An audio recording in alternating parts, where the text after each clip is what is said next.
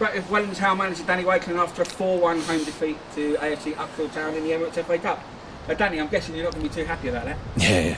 Next question. How did you think the start went? Because Gareth literally got in after 25 seconds, and then we had a couple of 2v2s or 2v3s where the final ball was lacking, and we just never really got going early enough.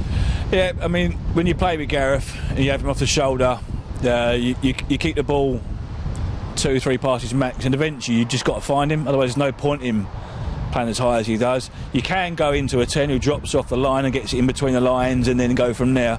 But starting like that and getting him in the game with a back four that was playing sort of 15, 16 to 20 yards away from the edge of their box, that invites carnage. That makes the game simple for us, and with Gareth being effective in that manner, we need to do that more often. And if you start like that, it's a bit like a boxer. If you put someone on his jack-tee 4 or 5 times in the first couple of rounds, you don't dance around and try and win it on points, do you? You knock him out. So you need to assess a couple of lads that are playing at you who seem to be playing a bit of a vanity type of game in the middle of the park, and I'm not wearing it. I thought, personally, our midfield put in a lot of trouble today. Then they give the ball away just outside our own box, sometimes behind them or to the side, and I thought, you know, we just invited them to just go, we'll just nick the ball off of them lads, and I think we made it hard for ourselves. Yeah, it's strange because I think the opposition deserved to win the game, obviously, because they had their chance and they took them. But we had the same type of openings, which made it kind of a 50-50 game. But it just seems to be like a lack of thrust and a lack of intent, I think. Especially lack quality in the fight up front, Dan? No, I think the quality's there. It's got to be found. It's got to be found. You know, the chances in the last couple of games, they've actually had 5, 6, 7 shots on goal. Have we deserved to score a goal? Last couple of games, truthfully? Yeah, I do think we should have. So whether we should have, and the fact is that we haven't, that then asks the question. Yeah, we've got a couple of boys that need to be a bit sharper. Like I said, we started behind the 8 ball in pre-season, so we dragged people into the club late doors. They're no excuses, they're just reasons. But the carousel right now, as you get towards September, is wide open with loads of players dropping from here, dropping from everywhere.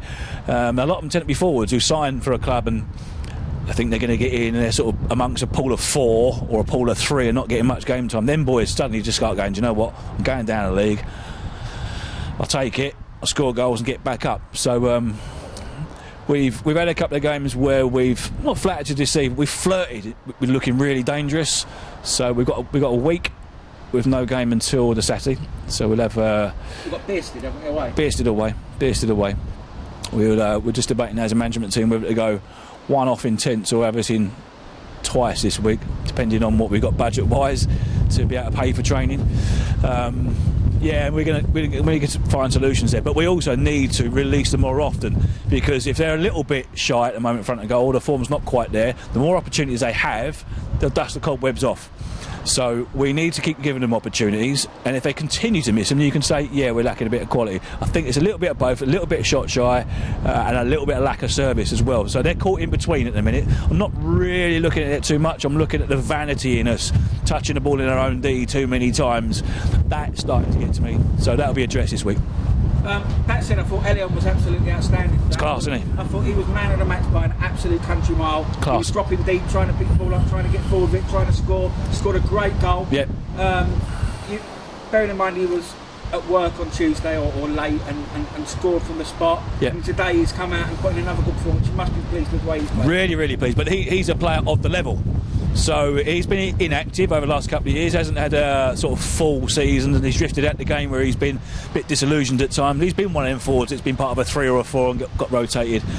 We can build it around him, and what was positive was seeing that we've found a shape actually where Adam and Elyon can come alive together.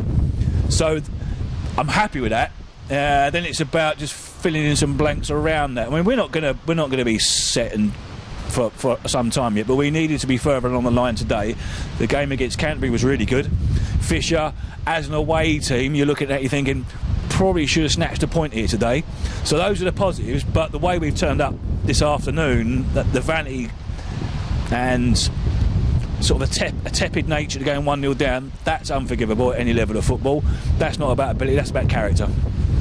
So what do you do? Do you go back and watch the full games between you and the management team? Yeah. To be fair, what you give us, I've probably watched the Fisher game 7 times over. I only watched the Canterbury one twice because I was happy with it.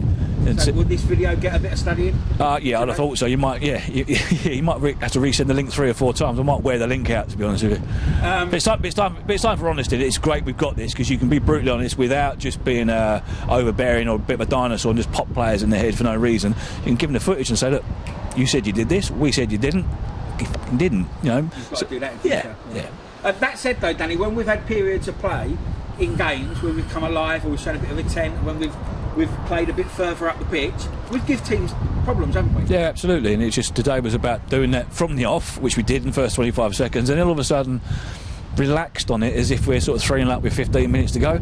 And the opening goal is a goal kick straight down the middle of the pitch. Missed the flight of the ball in centre midfield, then it's bounced in the D and gone in. I mean, this is a cliche, but that is proper under-10s football, that is. That probably took the wind out of the boys' sails a tad, but still, it's about character. It's about wiping your mouth and going again. And after that, it was all very safe and tepid and tap, side by sideways, and not what we started with. You know, keep going with that, and you can probably overlook that once or twice. But when that happens and the reaction to it isn't proper solid, then you've got to look around the pitch. The FA Cup's gone. Great occasion, though, for the club and for you, the coaches, the players, for everyone to be involved in the FA Cup. Yep. It is an honour. It's just a shame that we didn't really bring our A game this time. But I suppose next time round we'll know that, you know, it comes once, doesn't it? You don't get a second crack at it. If you, that's right. You don't put it in first time, you're out. Yeah, it is as simple as that. And then I suppose I can come out of a cliche now and say we're never going to win it anyway. So the league programme is more important to us, obviously, to solidify us in this league, which we will do. So, you know, we'll just concentrate on that for Saturday. But we made 3 changes with sort of 25 to go, and then to ship a third, like 30 seconds after bringing everyone on, and the tepid nature in the defending as well. I mean, I'm not going to enjoy watching that back, and I will watch that back, and I think that'll be the main thing there. I mean, that ball travelled across the 6-yard box. Must have had 4 or 5 green shirts in there to go and put a foot through it. P-rolled it to their player who just slammed it in the roof of the net. That kind of rubbish doesn't happen down the other end of the pitch. That doesn't happen down the other end of the pitch. So I'm more, to be brutally honest, I'm not overly concerned about the forwards. I'm more bothered about that, to be fair. We're at the FA Cup, and we've got the FA Vars. Today's performance, would that make sure that the coaches and the players are bang at it for the FA Vars game away here? The coaches always will be, because that's their mindset. That's what they're all about. So it's about bringing people to the table that put kits on that match their application, because they're dedicated. They're out 24/7. They're out watching games, putting hours in, putting the miles in.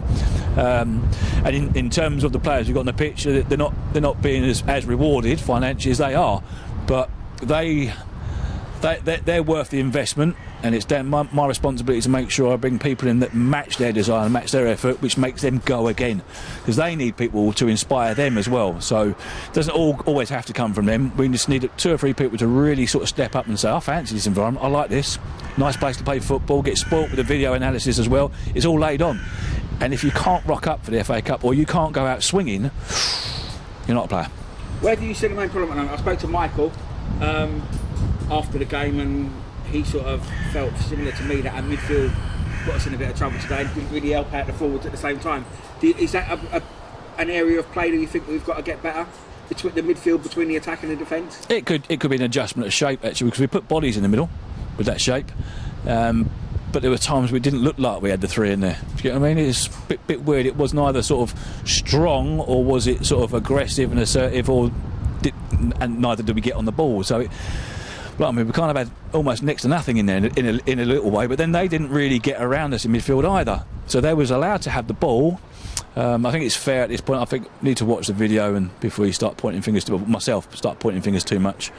I'll watch the video first, but we definitely, like I said, come out of it with looking at Elyon and Adam together. When we've played in this system before, they almost crossed paths too tightly and hit each other. But with the 2 of them on the pitch and the shape that we finished the game with, we can get 2 of the best technicians we've got in tandem, and they're a threat. It's good to have Adam back, because I thought he did well second half as well. Yeah, he's a bright player. He's been away for a bit, and he said he was struggling for a little bit of fitness before he went away. He's had some knocks. He hasn't had a lot of football in 2019, actually. He was ruled out for sort of 2 or 3 months from Christmas. So he's playing a little bit of catch-up. But the type of player he is, as long as he has the ball, he will always utilise it effectively. But we sort of gambled on him coming off the bench today. But I look at it back now and you think, do you know what, probably could have started him and flip it round. If he gets to the hour, he's got a week's rest. So I can take that one on the chin, and maybe because I trust Adam, I've known him a long time. But then Elyon's played well in that pocket as well. So I think in hindsight, probably would have had Adam starting, and you would have started the game how you finished it if we all had glasses that could look into the future. But that shape, how we finished the game with Els and Adam combining with one up top and one slightly wide, that might be the way to go forward for us a little bit. Well, Danny, thanks for talking to us. We will see you Saturday. Hopefully you agree with the man of the match, Elyon, today. Oh, without doubt. Hopefully on Saturday we can go and give Bearston a good game and put the first 3 points of the season on the board. We have to, so we will. Cheers, mate. Thank you. Thank you.